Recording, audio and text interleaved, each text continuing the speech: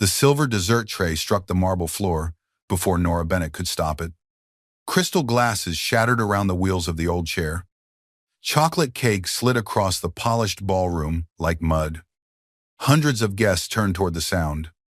At the center of the mess sat a disabled beggar in a torn coat, his wet hair hanging across his face, his right hand resting calmly on the handle of a wooden cane.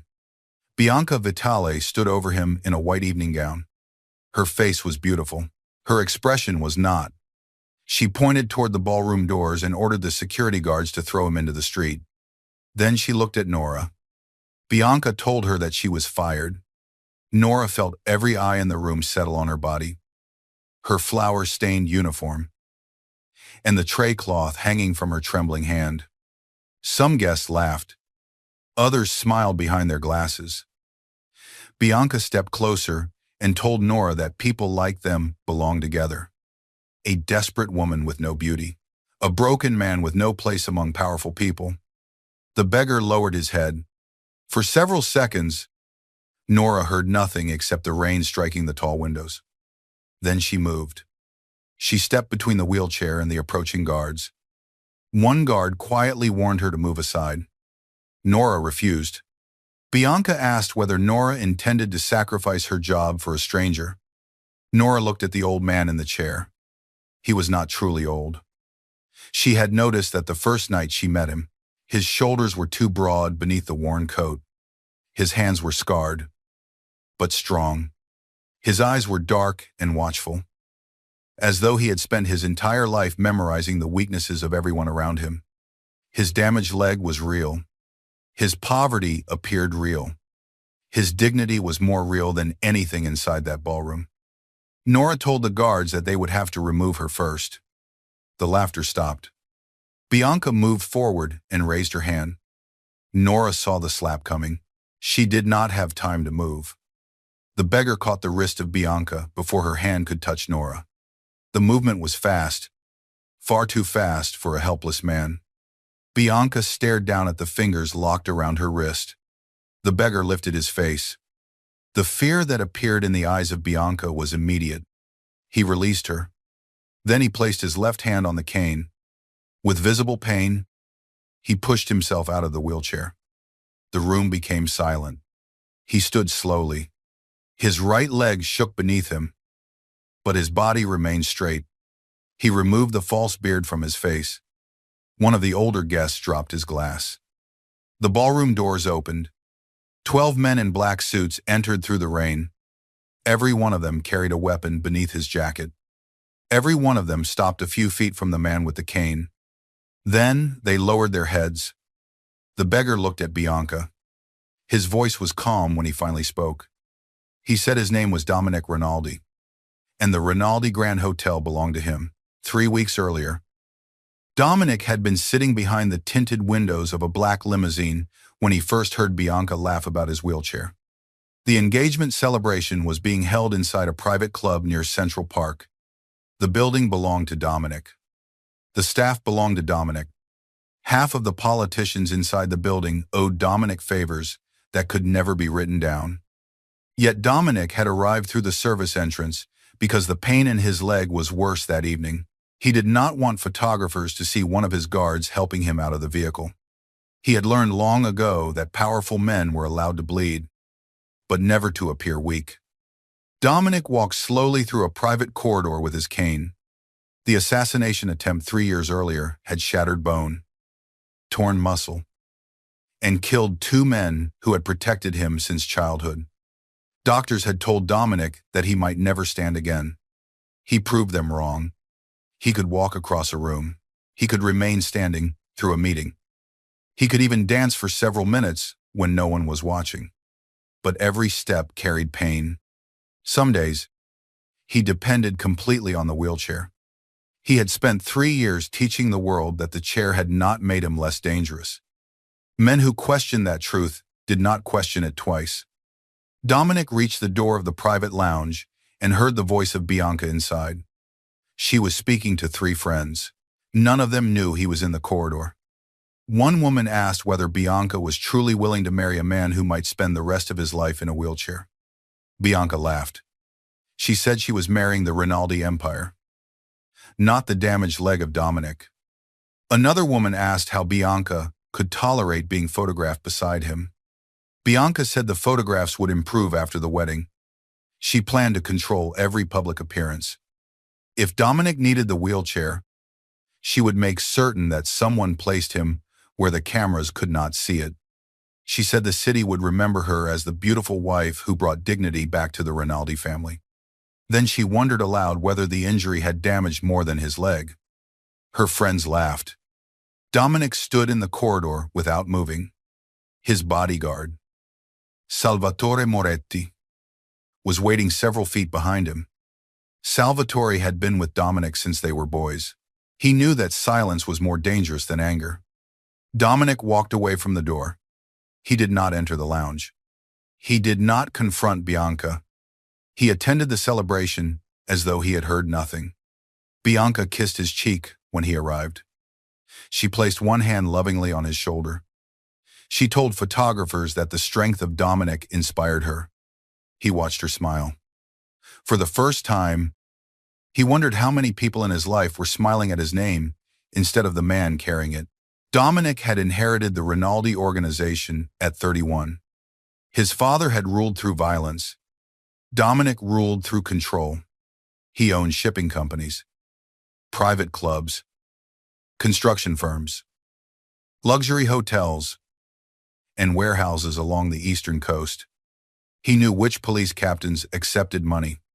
He knew which senators kept hidden accounts. He knew which rival families were preparing for war before they knew it themselves. But he did not know whether a single woman had ever looked at him without seeing power. The marriage to Bianca had been arranged to end a conflict between the Rinaldi and Vitali families. Her father, Lorenzo Vitale, wanted access to the ports of Dominic. Dominic wanted peace before the conflict spilled into his legal businesses. Bianca was beautiful, educated, and trained from childhood to become the wife of a powerful man.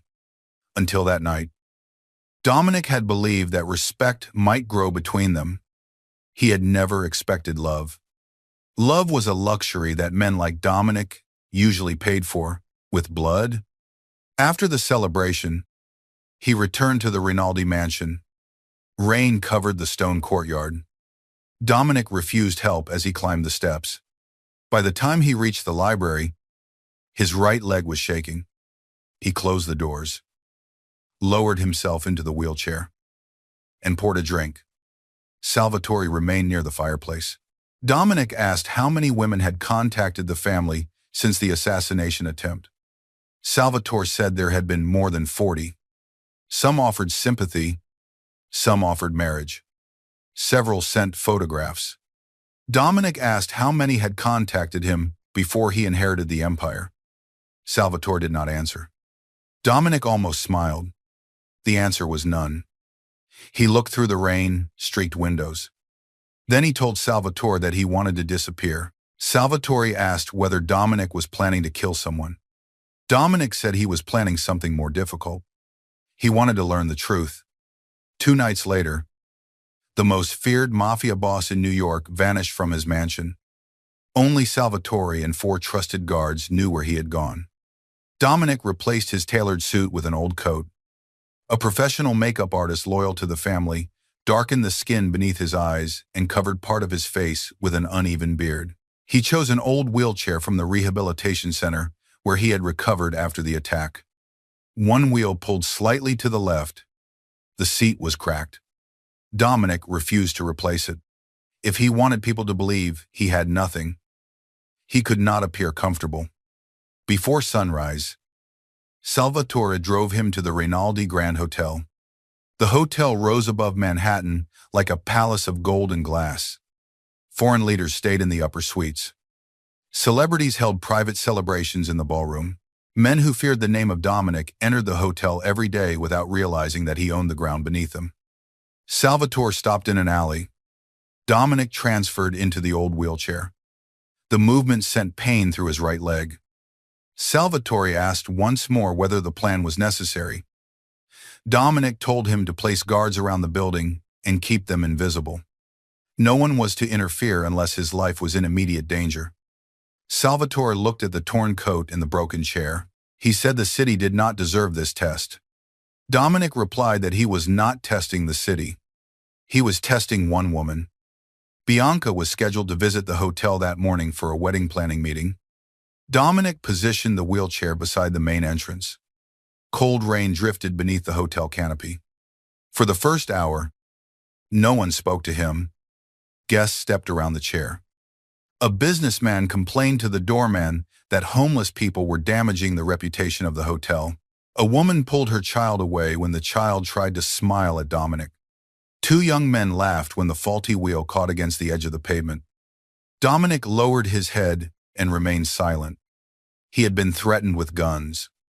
He had been betrayed by men he once called brothers. He had survived an explosion that tore metal through his leg. Yet the casual contempt of strangers disturbed him in a way that violence never had. Violence admitted that he mattered. Indifference treated him as though he did not exist. Near 10 in the morning, a line of black vehicles stopped outside the hotel. Bianca stepped from the first car. She wore a pale coat, diamond earrings, and shoes that cost more than most hotel workers earned in a month. 3 friends followed her. Dominic watched through the hair covering his face. One of the women noticed him. She whispered something to Bianca. Bianca laughed. She asked the doorman why the beggar had not been removed. The doorman explained that security was already coming. Dominic moved the chair forward. The damaged wheel slipped into a shallow crack filled with rainwater. He leaned down and tried to pull it free. Bianca watched him struggle. Then she removed several coins from her purse. She threw them onto the wet pavement. The coins scattered beneath the wheelchair. Bianca told him to move before important guests arrived. Dominic looked directly into her eyes. There was no recognition. The woman who had touched his face the previous evening did not recognize his gaze. One of her friends covered her nose and laughed. Then the service door opened. A young woman in a white bakery uniform ran into the rain. She was carrying a paper bag beneath one arm. Flour marked both sleeves of her uniform. Her dark hair was pulled into a loose knot. She was chubby, soft around the waist and face, and completely unlike the polished women standing beneath the hotel canopy. She stopped beside the wheelchair. Dominic expected her to hand him the bag. Instead, she knelt on the wet pavement. She collected each coin. Then she stood and placed them into the hand of Bianca. The entrance became silent. The young woman told Bianca that kindness meant helping someone stand. It did not mean throwing money at them from a safe distance. Bianca stared at her. She asked for the name of the employee. The young woman said her name was Nora Bennett. Bianca repeated the name as though committing it to memory. Then she looked over the body of Nora. She asked whether the bakery had begun hiring women who ate more cakes than they sold. One of the friends of Bianca laughed. Color rose into the face of Nora. Dominic saw the pain before she hid it. Nora did not insult Bianca. She did not lower her head. She simply removed her coat and placed it around the shoulders of Dominic. Then she walked behind the chair and pushed him toward the service entrance. Bianca ordered her to stop. Nora kept moving. The broken wheel resisted every turn. Nora pushed harder until they disappeared into the hotel. The service corridor smelled of bread, coffee, and warm sugar. Nora pushed Dominic into a quiet storage room beside the bakery. She locked the door and knelt beside the wheel. She apologized for the behavior of Bianca. Dominic asked whether Bianca owned the hotel. Nora said she acted as though she owned everything. Dominic asked why Nora had risked her job. Nora looked surprised by the question. She said she had not protected him because she was brave. She had protected him because everyone else had decided that he did not deserve protection. Nora opened the paper bag. Inside was a warm roll filled with cheese and herbs. She gave it to him. Dominic asked whether she always carried food for strangers. Nora said the bread had been intended for her breakfast. Dominic looked at the roll. No one had given him a meal in years without expecting a favor. He asked whether she was not hungry. Nora said she worked in a bakery. She would survive. He told her his name was Dom. She waited for a family name. Dominic said nothing more. Nora studied his face. She did not ask why he was homeless. She did not ask what had happened to his leg. She looked at the damaged wheel and said she knew someone in maintenance who might have a tool. Dominic almost told her the truth. Instead, he watched her leave. Salvatore entered through another door less than a minute later. He placed a new coat across the back of a chair. Dominic told him to remove it. Salvatore looked at the coat belonging to Nora around the shoulders of Dominic. Then he looked toward the door. He asked whether the test was complete. Dominic said it had only begun. Nora returned with a screwdriver and a wrench. Salvatore had already disappeared. She spent 20 minutes tightening the wheel. Dominic asked how a baker had learned to repair a wheelchair. Nora said her father had been a mechanic. The mention of her father changed something in her face. Dominic noticed. He asked whether the man still worked in the city. Nora said her father was dead. Then she turned the wheel and tested it with her hand. The chair moved more smoothly. Dominic thanked her. Nora said he could thank her by staying away from the front entrance until Bianca left. She explained that Bianca remembered every person who embarrassed her. Dominic asked whether Bianca often embarrassed Nora. Nora gave him a tired smile. She said beautiful women sometimes believed cruelty was another form of elegance. Before returning to work, she told Dominic to meet her behind the bakery after 6 if he needed more food. Dominic watched her leave. He had ordered men killed with less hesitation than he felt over accepting that invitation. At 6:15, Nora found him near the loading entrance. The rain had stopped. Steam rose from the pavement. She carried 2 cups of coffee and a box of leftover pastries. Nora sat on an overturned crate beside the wheelchair. Dominic asked whether employees were allowed to give away food. She said the pastries would be thrown out at midnight. Dominic said the hotel should donate them. Nora laughed softly. She told him he sounded like he owned the place. For one dangerous second, Dominic thought she knew. Then she handed him a pastry. They watched expensive cars arrive near the front entrance. Nora guessed which guests were happy and which were pretending. Dominic asked how she could tell. She said happy people looked at the person beside them. Unhappy people looked around to see who was watching. Dominic thought of Bianca. For the next several evenings, he returned to the loading entrance. Sometimes Nora brought soup. Sometimes she brought coffee. Once she found him trying to move through heavy rain and pushed his wheelchair into the closed bakery. The kitchen was dark, except for the ovens cooling along the wall. Nora turned on one small light. The warm glow softened the sharp lines of his face. She showed him how to shape dough. Dominic told her his hands were not made for delicate work. Nora said hands became what people taught them to become. Dominic pressed his thumb too hard and ruined the dough. Nora laughed. The sound caught him unprepared. Most people stopped laughing when he entered a room. Nora laughed because he had failed to shape a piece of bread. He should have been offended. Instead, he wanted to hear the sound again. Nora believed Dom had once been a driver. Dominic did not correct her. She imagined that an accident had cost him his job and home. He allowed the lie to grow. Each evening made the truth more difficult to reveal. Dominic learned that Nora lived in a small apartment in Queens with her younger sister, Lily. Their mother had owned a neighborhood bakery before becoming ill. Medical debt took the building. Nora wanted to buy it back. But every dollar she saved disappeared into rent, bills, and the university expenses of Lily. Dominic asked why Nora did not seek help from wealthy people. She told him that help from powerful people usually came with invisible chains. The words struck deeper than she knew. Dominic wanted to tell her that he could purchase the bakery before breakfast. He could erase every debt in her name with one telephone call. But Dom could do none of those things. Dom had nothing except an old chair, a wounded leg, and the few hours Nora gave him after work. For the first time in his life, Dominic was grateful to possess nothing. Nora spoke to him without fear.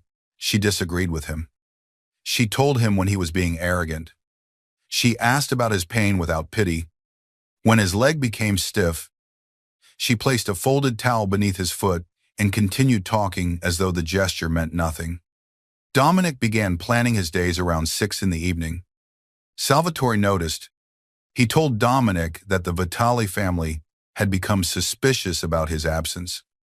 Dominic said he was recovering at a private medical retreat. Salvatore asked how long the deception would continue. Dominic did not answer. The following morning, Bianca ordered the hotel manager to transfer Nora from the bakery to the cleaning staff. The manager, Paul Mercer, obeyed immediately. Nora arrived for work and found her uniform replaced with a gray cleaning dress. Her supervisor refused to look at her. Nora asked what she had done wrong. The manager said guests had complained about her attitude. Nora knew which guest. She needed the job. She changed uniforms. For 3 days, Bianca created reasons to humiliate her. She spilled wine beside a group of guests and ordered Nora to clean it. She dropped food onto the carpet and complained that Nora was moving too slowly. She told a wedding planner that Nora should never be allowed near the cake because no bride wanted to see a woman who represented a lack of self-control. Nora endured each insult. Dominic learned everything. His guards had been watching the hotel. When Salvatore described the treatment of Nora, Dominic gripped the handle of his cane until his knuckles turned white. He ordered Salvatore to bring the manager to him. Then he stopped. If he revealed his identity, Nora would learn that Dom had never existed. She would know that he had watched her suffer while holding the power to stop it. Dominic hated the hesitation inside himself. He had never feared telling the truth. Now he feared the expression that might appear in the eyes of Nora when she discovered his deception. He decided to wait until after the gala. The Vitali family was organizing a charity gala inside the hotel.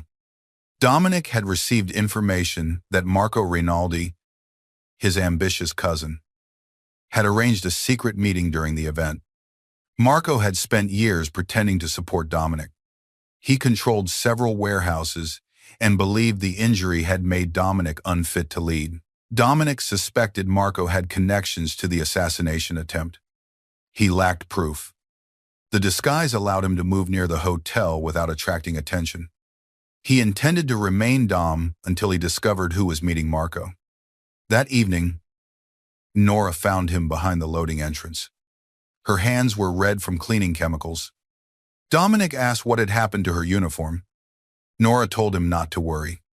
He asked whether Bianca had caused the transfer. Nora remained silent. Dominic promised that Bianca would regret it. Nora looked at him with amusement. She asked whether he planned to attack Bianca with a loaf of bread. Dominic said there were worse weapons. Nora sat beside him.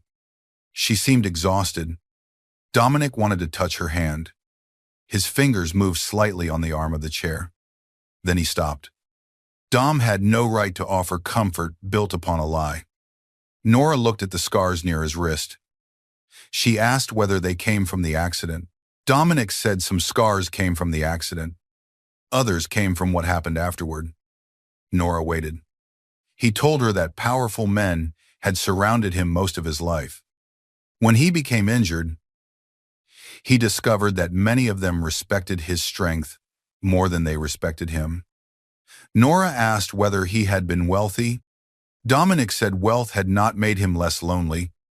She looked toward the city lights. Nora told him that loneliness was not the absence of people. It was the absence of anyone before whom a person could stop pretending. Dominic turned toward her. Their eyes held. For several seconds, the sounds of the loading dock disappeared. He lifted one hand. He almost touched the strand of hair that had fallen across her cheek. A vehicle door slammed in the alley. Dominic lowered his hand. 2 men were walking toward them. Their clothes were ordinary. Their movements were not. Dominic recognized one of them as an enforcer connected to the Vitali family. His guards were positioned on the roofs and inside a nearby vehicle. He knew Salvatore would intervene at the first sign of danger. Nora knew none of this. The men stopped several feet from the wheelchair. One asked whether Dominic had seen a black car leave the alley. Dominic said no. The second man moved behind him. Dominic felt the weight of a hidden weapon beneath the coat of the man. His body remained calm. Before he could signal his guards, Nora stepped between the men and the wheelchair.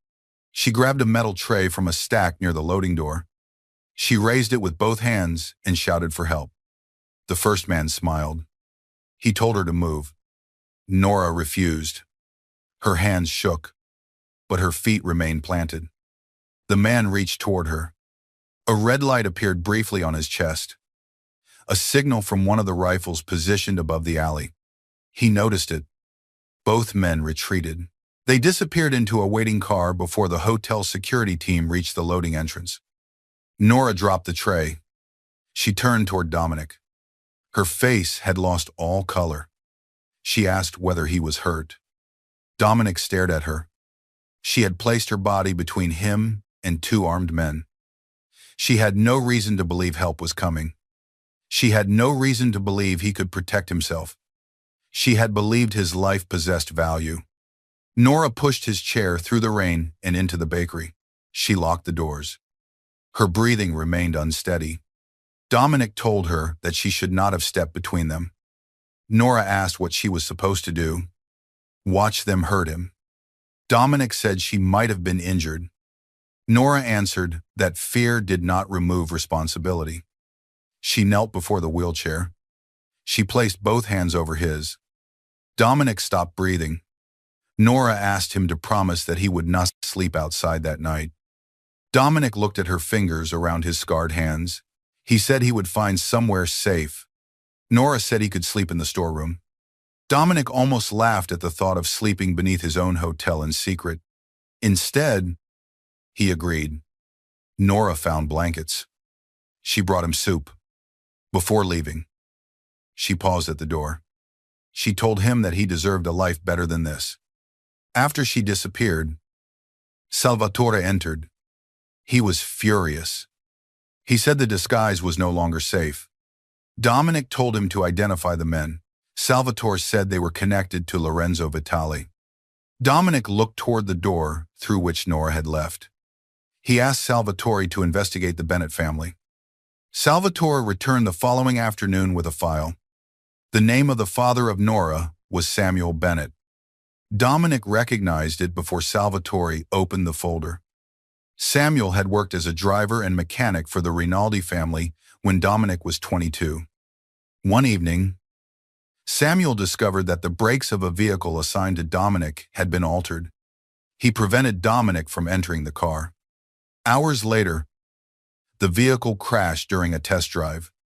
The driver survived. An internal investigation began. Several days later, stolen money and confidential records were found inside the locker of Samuel. Samuel was accused of betraying the family. Dominic had been young, angry, and eager to prove loyalty to his father. He had accepted the evidence. Samuel disappeared from the organization in disgrace. He died years later with the city believing he was a thief. Dominic closed the file. He remembered Samuel as a quiet man with grease on his hands. He remembered the night Samuel had stood in front of the car and refused to let Dominic enter. He remembered his father calling Samuel a traitor. Dominic had done nothing. He had believed what powerful men told him to believe. Now the daughter of Samuel was feeding him bread. Dominic ordered Salvatore to reopen the investigation. Every document, every witness, every account.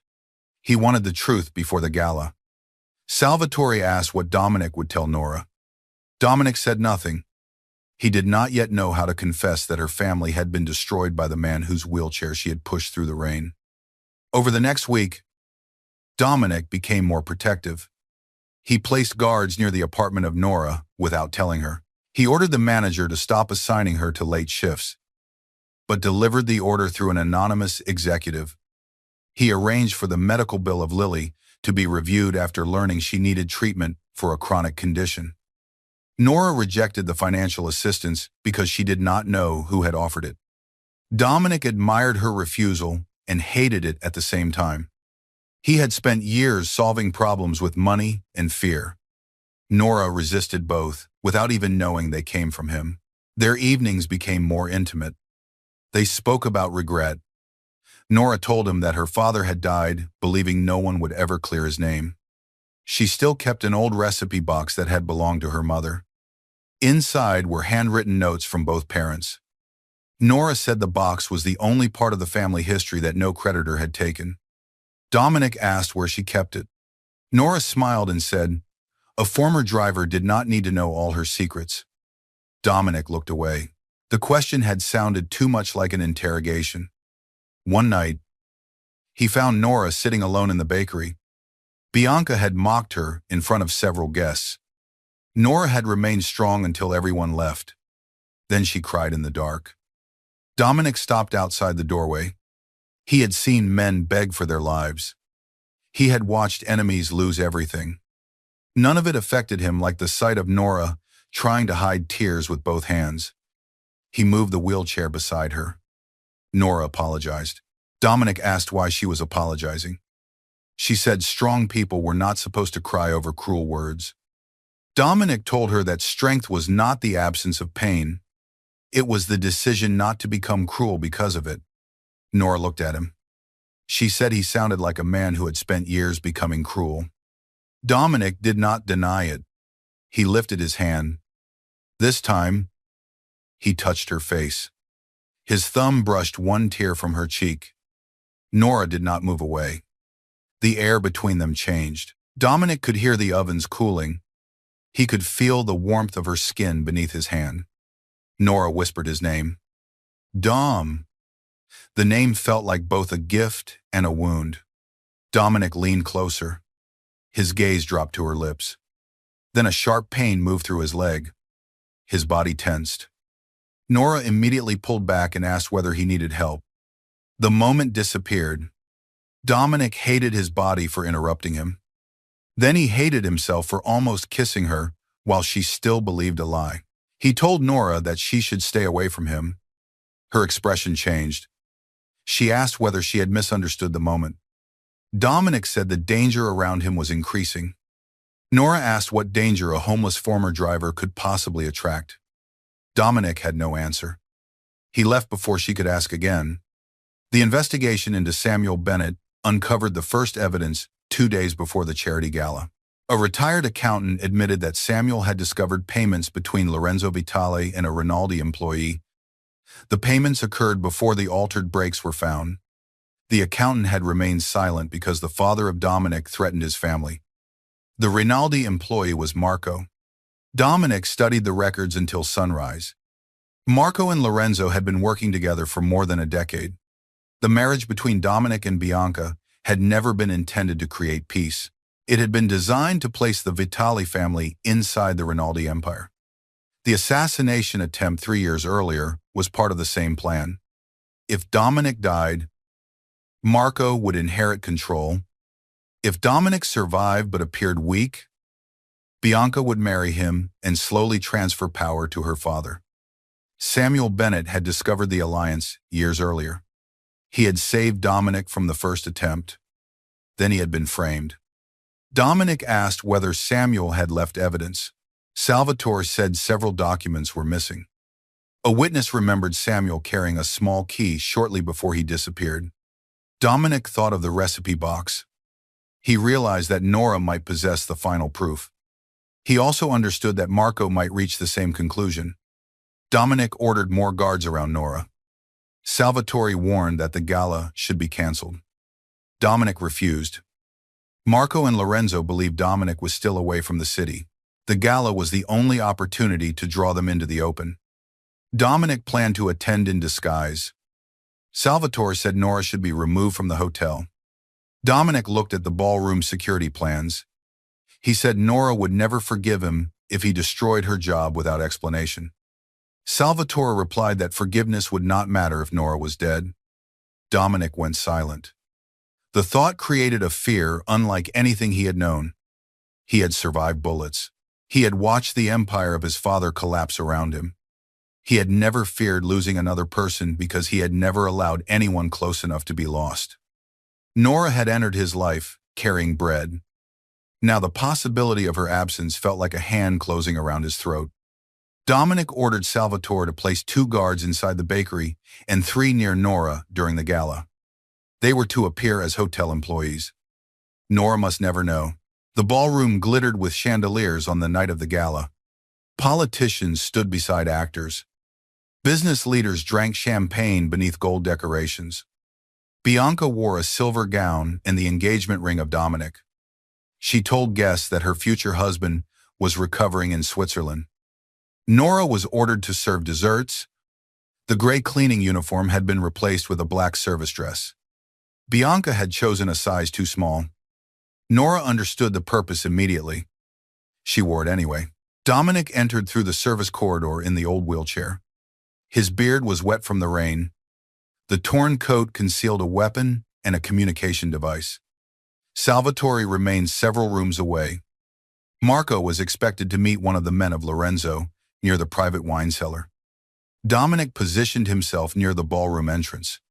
For 20 minutes, no one noticed him. Then Nora appeared with a tray of cakes. She saw him. Shock crossed her face. She hurried toward him and asked why he had come. Dominic said he needed to speak with her.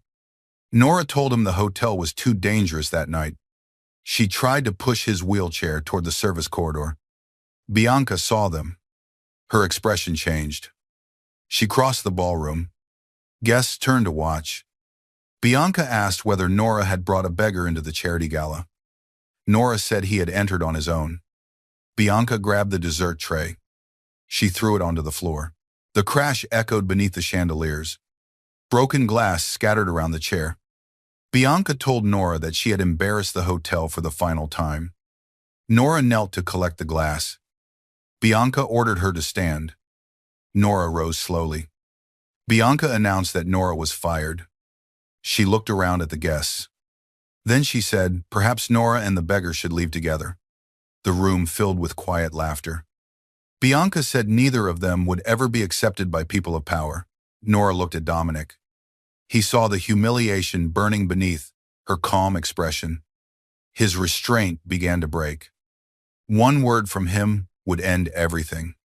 One signal would bring armed men into the ballroom.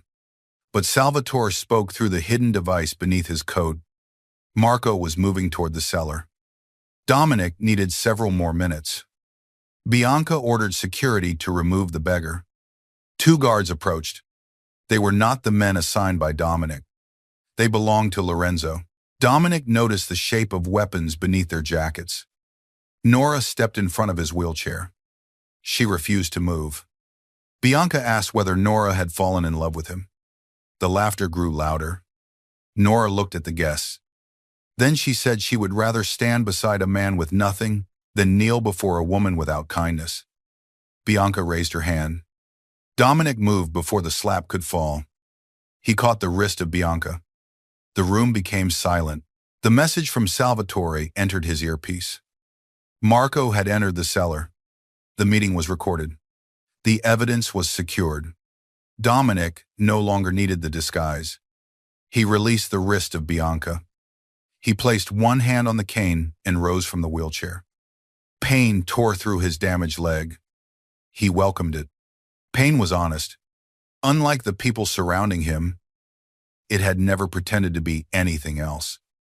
Dominic removed the false beard. The color drained from the face of Bianca. The ballroom doors opened. Salvatore entered with the Rinaldi guards. Several guests moved backward. The security men loyal to Lorenzo reached toward their jackets. Red lights appeared on their chests. They froze. Dominic looked across the ballroom. He said his name was Dominic Rinaldi. No one laughed. He told them that for several days he had been sitting outside his own hotel. He had watched wealthy guests ignore him. He had watched employees follow cruel orders. He had watched the woman he was expected to marry throw money at a disabled man because she believed he possessed no power. Bianca stepped toward him. She said she had not known. Dominic told her that ignorance was the reason she had failed. She would have treated him with kindness if she recognized his name. Nora had treated him with kindness because she believed he had nothing. Bianca began to apologize. Dominic asked whether she was apologizing to the beggar or the mafia boss. Bianca could not answer. Dominic took her left hand. He removed the engagement ring.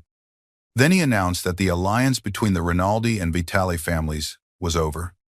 Lorenzo Vitale stood near the far side of the ballroom. His expression remained controlled. Dominic looked at him and said they would speak soon. Then Dominic turned toward Nora. He expected relief. He expected surprise. He was not prepared for the pain in her eyes. Nora stepped away from him. She looked at the wheelchair, the torn coat, and the men waiting for his command. She asked whether Dom had ever existed. Dominic said his injury was real. His loneliness was real. Nora asked whether the hotel was his. Dominic said yes. She asked whether he had known Bianca was humiliating her. Dominic hesitated. That hesitation answered everything. Nora looked around the ballroom. She understood that every conversation had been part of a test. Every meal, every cup of coffee, every moment of trust. She said poor people were not toys for powerful men who became bored with their lives. Dominic said he had never intended to hurt her. Nora asked whether he believed intention erased humiliation. Dominic stepped toward her. His leg nearly failed. Salvatore moved forward. Dominic raised one hand and stopped him. Nora watched the gesture. She saw how quickly an entire room obeyed him. She told Dominic that he could have stopped Bianca at any time. He had allowed the cruelty to continue because his test mattered more than her dignity. Dominic said he was trying to uncover a threat. Nora asked whether she had been part of that investigation as well. Dominic thought of Samuel Bennett. He could not speak. Nora saw another secret in his silence. She removed her hotel identification card and placed it on the broken tray. Then she walked out of the ballroom. Dominic did not order anyone to stop her. For the first time in his life, he understood that power could force a person to remain in a room. It could not force trust to remain in a heart. Nora returned to the apartment in Queens before midnight. She packed her hotel uniforms into a bag. Lily asked what had happened. Nora said she had trusted the wrong man. She could not explain more without crying. She placed the old recipe box on the kitchen table. The wood had faded with age. Her mother had painted small flowers across the lid. Inside were recipes, photographs, and a note from her father. Nora touched the handwriting. She wondered how many parts of her life had been shaped by men keeping secrets.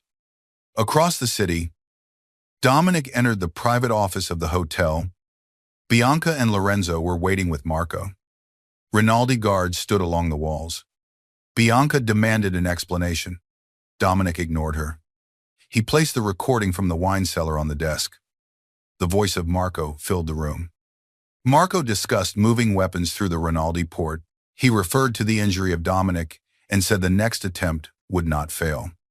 Lorenzo remained expressionless. Marco reached for his weapon. Salvatore struck his hand aside. The guards forced Marco to his knees. Dominic asked where the evidence belonging to Samuel Bennett had gone. Marco smiled. He said the daughter of Samuel possessed it. Dominic felt cold. Marco said Samuel had hidden a key before his death. They had searched every property connected to him except the personal belongings kept by Nora. Dominic asked whether men had already been sent. Marco smiled again. Dominic turned toward Salvatore. The first explosion shook the windows before he could speak. It came from the parking structure. The lights failed. Gunfire erupted in the corridor. Lorenzo had prepared the attack before entering the office. Dominic drew his weapon. He fired at the lock as two Vitale men forced the door open. The room filled with smoke and shouting. Dominic moved behind the desk. His right leg collapsed beneath him. He fell hard, but kept firing. Salvatore pulled him toward the wall. Marco escaped through the private entrance. Dominic ordered the guards to protect Nora. Salvatore said the routes were blocked. Dominic forced himself into the wheelchair. He refused evacuation. He told Salvatore that they were going to Queens. Nora heard footsteps in the apartment hallway. At first, she believed a neighbor was returning home. Then the handle of the door moved.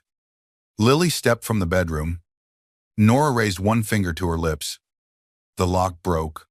Two men entered. Nora threw the recipe box beneath the table. She pushed Lily toward the fire escape. One man grabbed Nora by the arm. She struck him with a ceramic bowl. The second man reached for Lily. A gunshot sounded in the hallway. The man fell against the wall. Salvatore entered first. Dominic followed in the wheelchair with a weapon in his hand. Rainwater covered his coat. Blood marked one sleeve. But the injury was shallow. Nora stared at him. Dominic fired at the man holding her. The bullet struck the wall beside his head. The man released Nora immediately. Rinaldi guards dragged both attackers into the hallway. Dominic looked at Nora and Lily. He asked whether they were hurt. Nora said no. Dominic ordered Salvatore to move Lily to the safe house. Nora refused. Dominic told her that Marco believed she possessed evidence left by her father. Nora looked toward the recipe box. Dominic saw it. He asked whether there was a hidden compartment. Nora said it was only a box. Dominic lowered himself from the wheelchair. He used the cane to reach the table. His damaged leg trembled. Nora watched him struggle. For the first time, she understood that the injury had never been false. The pain in his face could not be disguised. Dominic placed the box on the table. He examined the wooden base. One corner was thicker than the others. Nora found a small latch beneath the lining. The bottom opened. Inside was a brass key and a folded list of dates written in code. Lily covered her mouth. Nora stared at the hidden compartment. Dominic told her that her father had saved his life. Nora looked at him sharply. Dominic explained the altered brakes. He explained the accusation. He admitted that he had believed Samuel was guilty. Nora asked whether Dominic had helped destroy the name of her father. Dominic said yes. The word cost him more than any wound. He told her that he had been young. But youth was not innocence. He should have questioned the evidence. He had not. Nora asked why she should believe him now. Dominic said she should not. Not yet. He placed the brass key into her hand. He told her that the truth belonged to her. Nora looked at the blood on his sleeve. She asked whether he had come to save the evidence. Dominic answered immediately. He had come to save her. The storage facility stood near the Brooklyn waterfront. The brass key opened a private box, rented under the name of the mother of Nora. Dominic brought Nora there before sunrise. Salvatore and the guards secured the building. Inside the box were photographs, financial records, and a small recording device. The final message of Samuel Bennett had been waiting for more than a decade. Nora pressed the button. The voice of her father filled the narrow room.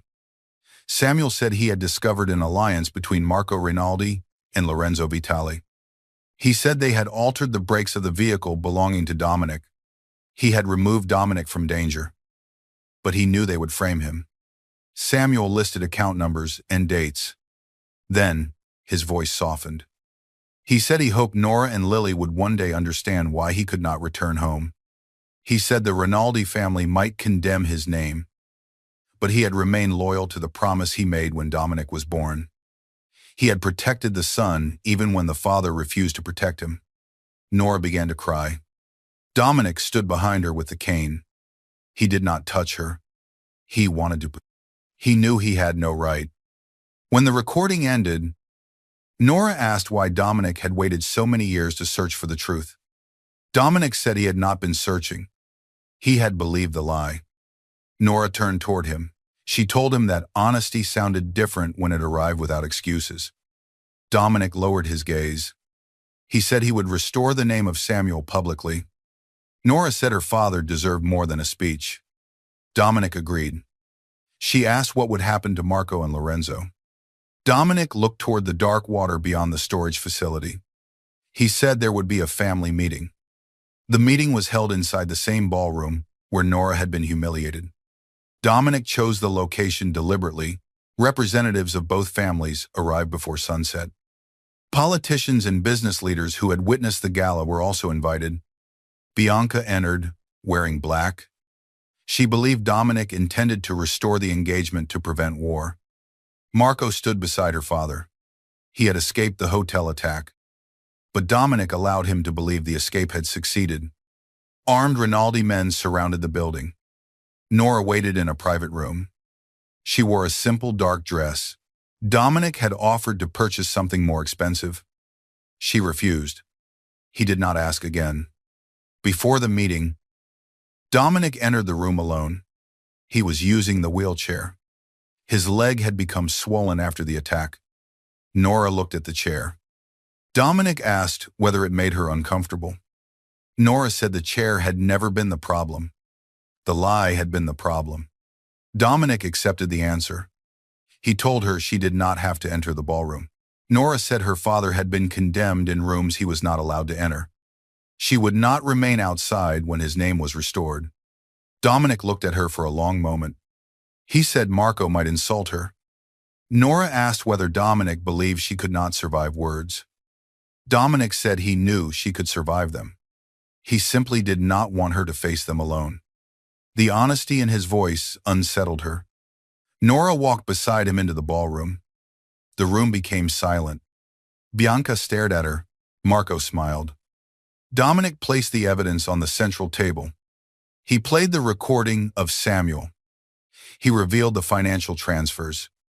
He showed photographs of meetings between Lorenzo and Marco. He presented the recording from the wine cellar. Marco denied everything. Lorenzo called the evidence a fabrication. Dominic invited the retired accountant into the room. The man confirmed every payment. Marco turned toward Nora. He called her a desperate bakery worker who had manipulated a disabled man. Dominic moved before Salvatore could react. He rose from the wheelchair with the cane. Pain tightened his face. He crossed the space between them. Then he struck Marco once. Marco fell against the table. Dominic stood over him.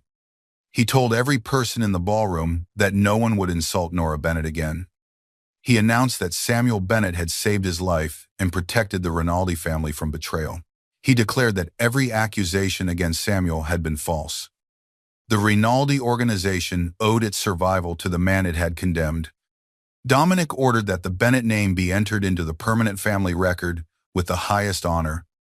Lorenzo moved toward the exit. The doors locked. Salvatore presented evidence connecting Lorenzo and Marco to the assassination attempt that damaged the leg of Dominic and killed 2 Rinaldi guards. The allies of Lorenzo stepped away from him.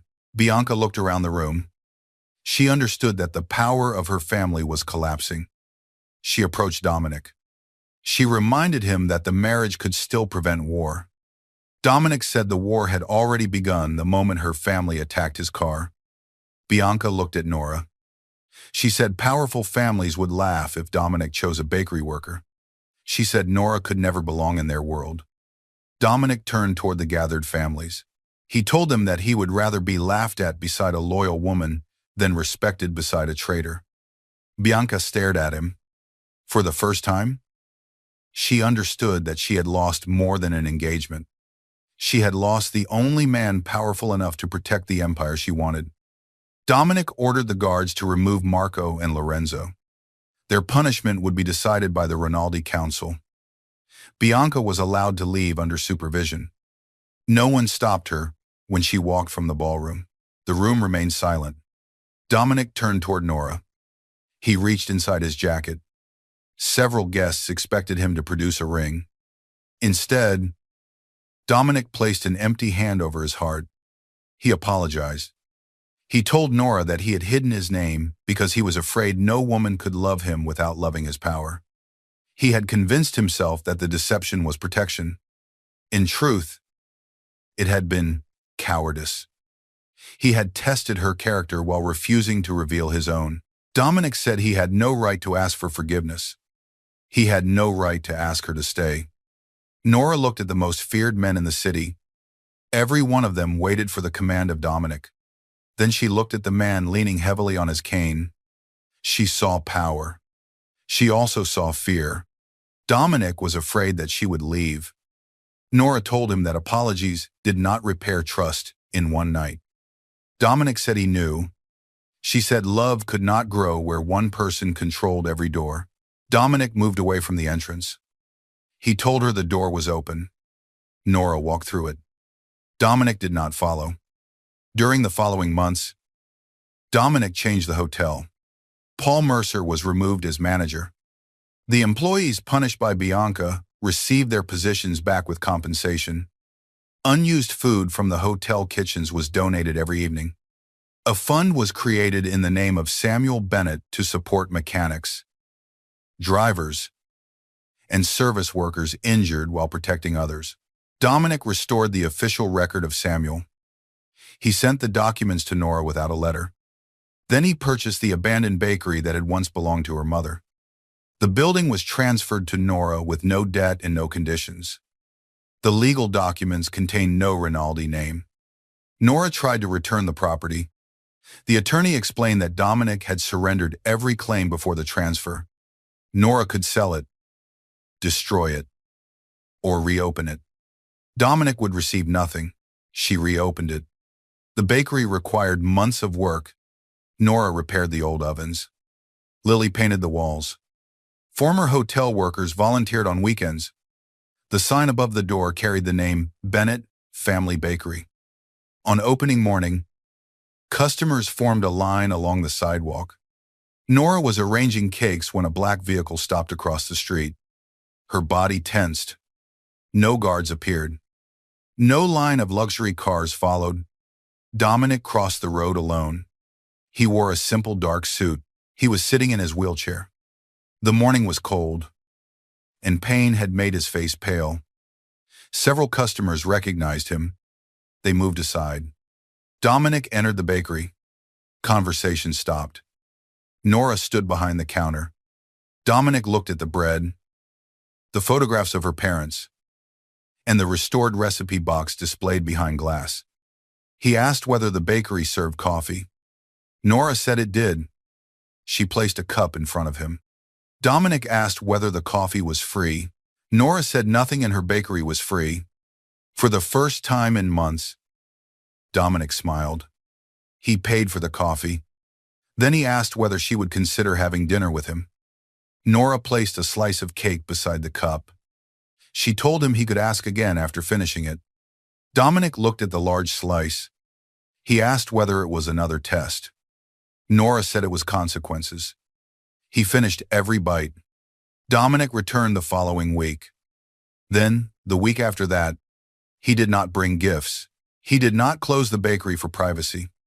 He waited in line with other customers. Sometimes he used the cane. Sometimes he used the wheelchair. He never apologized for either. Nora learned that Dominic was still dangerous. He remained cold during business meetings. He made decisions that frightened men twice his size. He did not become gentle with the world, but he listened to Nora. When she questioned an order, he explained it. When she said he was wrong, he did not punish her. He argued. He became angry. Then he reconsidered. The first time he invited her to dinner, he chose a quiet restaurant after closing time. No photographers were present. No political allies waited nearby. Dominic told her where they were going and who would be there. He gave her the choice to leave at any moment. Nora noticed every effort. She did not forgive him because he returned her bakery. She forgave him because he learned that love required honesty, even when honesty left him powerless. Their relationship grew slowly. Dominic remained protective.